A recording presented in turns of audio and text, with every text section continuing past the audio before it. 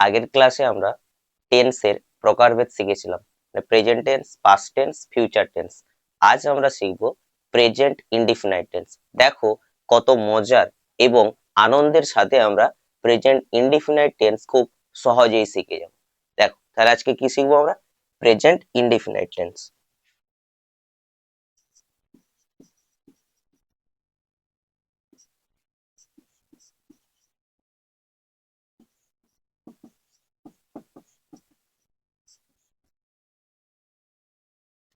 এটাকে কিন্তু আরেকটা নামেও বলা হয়, সেটা কি না সিম্পল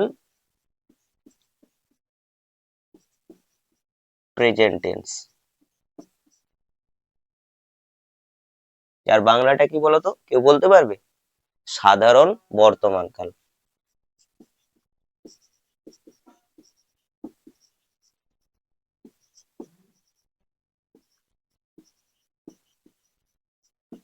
তাহলে কি শিখলাম না প্রেজেন্ট ইনডিফিনাইট টেন্স এর আরেকটা নাম হচ্ছে সিম্পল প্রেজেন্ট টেন্স, যার বাংলা সাধারণ বর্তমানকাল। এবার দেখো টেন্সটা কিরকম সেটা আজ আমরা শিখবো। আচ্ছা, আমি খাই, সে যায়, সূর্য পূর্ব দিকে উদিত হয়, এই যে তিনটে বাক্য বললাম, এই তিনটে বাক্যের মাধ্যমে তোমরা কি বুঝতে পেরেছো? যে তিনটে বাক্যই যেন মনে হচ্ছে যে এখন করছি আমরা, বা আমরা প্রতিদিন করি। ধরো যদি বলি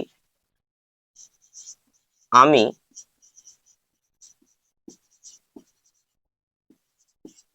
ভাত খাই, তাহলে দেখো আমি ভাত খাই মানে প্রতিদিন খাই।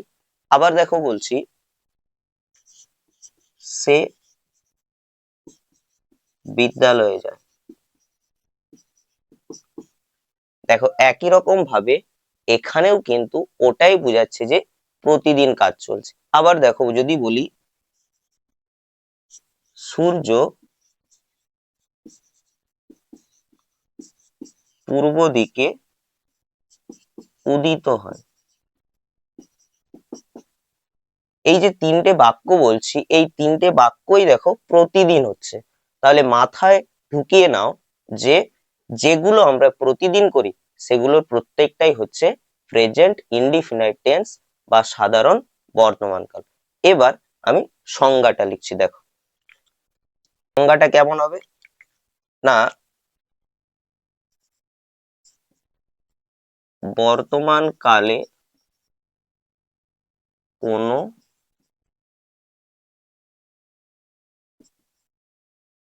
নিত্য অভ্যাস বা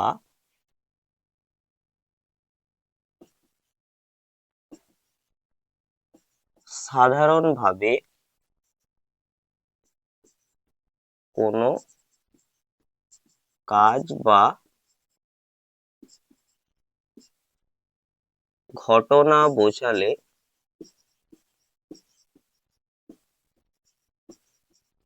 তাকে প্রেজেন্ট ইনডেফিনাইট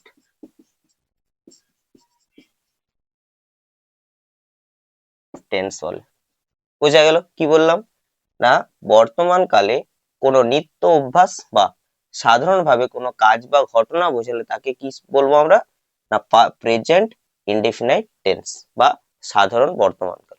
এবার দেখো এই যে ধরো present indefinite tense, present continuous tense, present perfect tense, যেই টেন্স হোক প্রত্যেকটা টেন্সের কিন্তু একটা নির্দিষ্ট স্ট্রাকচার থাকে।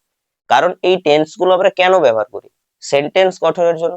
তাহলে একটা সেন্টেন্সের স্ট্রাকচার থাকে, একই রকম ভাবে কিন্তু প্রত্যেকটা টেন্সেরও স্ট্রাকচার থাকে। একটা সেন্টেন্স গঠনের জন্য আমাদের কি কি প্রয়োজন হয় না আমরা জানি চারটি জিনিসের প্রয়োজন হয়: সাবজেক্ট, মেন ভার্ব, অবজেক্ট আর আদার্স, তাই তো? এবং এই স্ট্রাকচারটা কিন্তু এইভাবেই থাকে, subject, main verb, object, others, তবেই সেটাকে আমরা কিন্তু একটা আদর্শ সেন্টেন্স বলবো। যখন এই subject plus M dot V plus object plus others এই ক্রমটা থাকবে তখন কিন্তু সেটাকে আমরা আদর্শ সেন্টেন্স বলবো। আর প্রত্যেকটা টেন্সের স্ট্রাকচার কিন্তু এক একটা আদর্শ সেন্টেন্স। বুঝা গেল? এবার আজকে দেখো বলছি প্রেজেন্ট ইনডিফিনাইট টেন্সের স্ট্রাকচারটা কেমন হবে।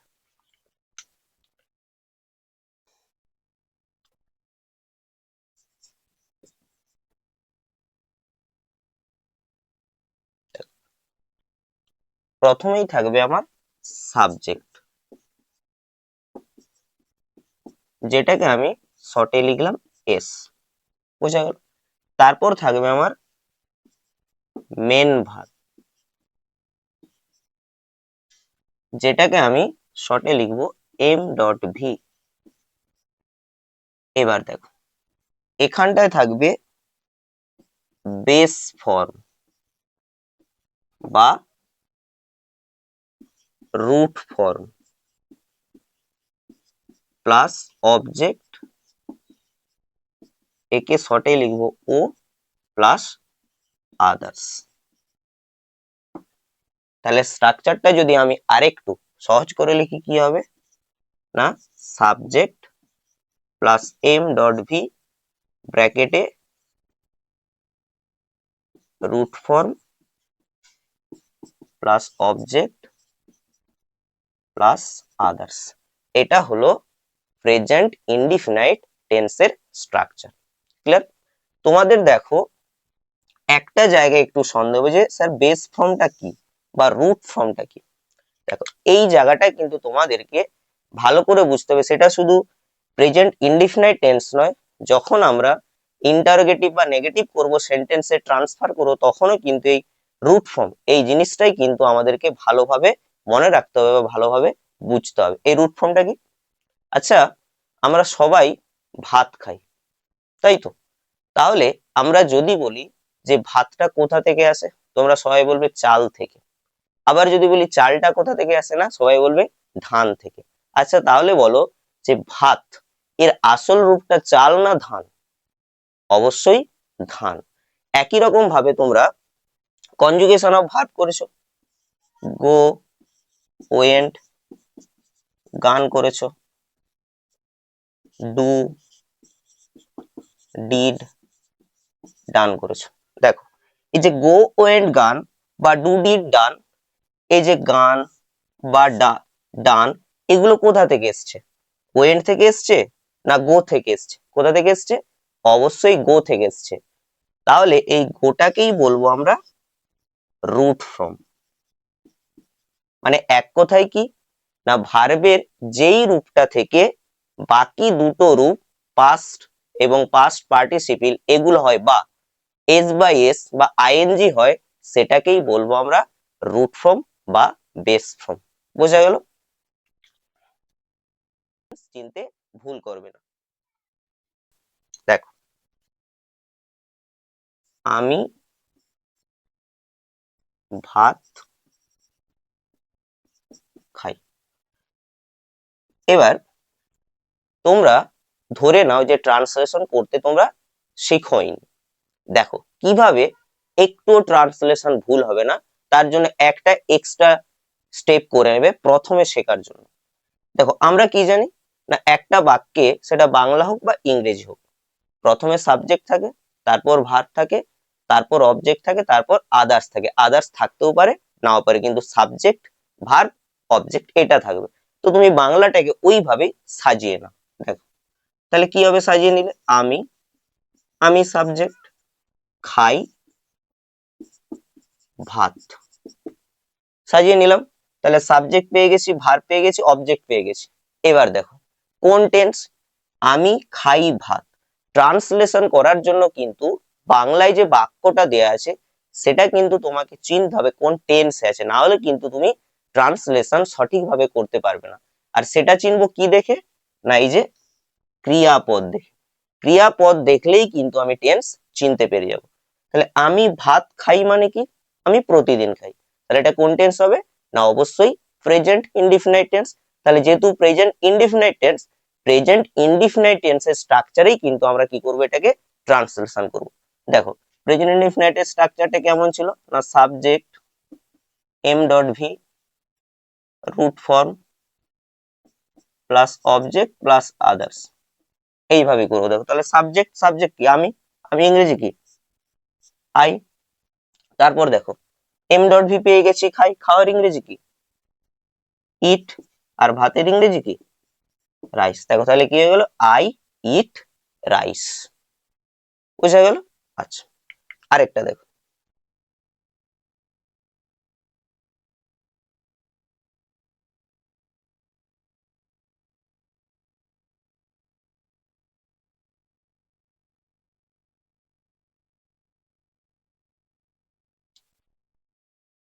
ধরো বললাম সে ভাত খায়, পারবে তোমরা? দেখো তাহলে সে ভাত খায় একই রকম ভাবে সাজিয়ে নেব, তাহলে সে খায় ভাত, তাই তো? তাহলে সের ইংরেজি কি? হি বা সি। খাওয়ার ইংরেজি কি? ইট। আর ভাতের ইংরেজি রাইস। সেন্টেন্সটা ঠিক না ভুল করেছি তো? হি বা সি ইট রাইস। দেখো এই সেন্টেন্সটা কিন্তু ভুল আছে, আমাকে বলতে হবে যে সেন্টেন্সটা কোথায় ভুল আছে।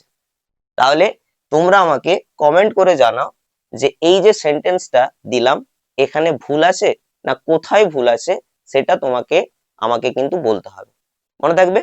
চলো।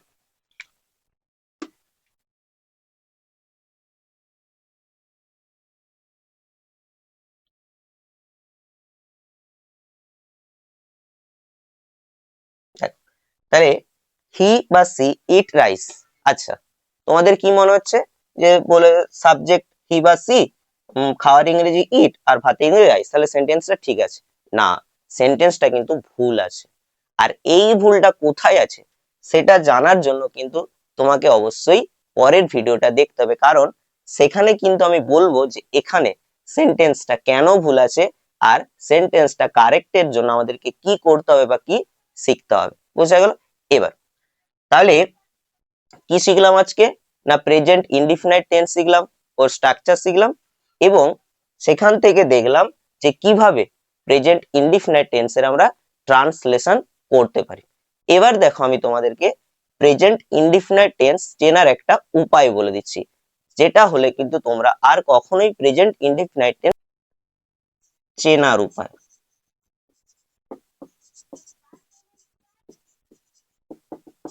এটাকে তোমরা চুরি পদ্ধতিও বলতে পারো, যেটা তোমাদের মনে রাখতে সুবিধা হবে সেইভাবে মনে রাখো। দেখো, যদি দেখো বাংলায়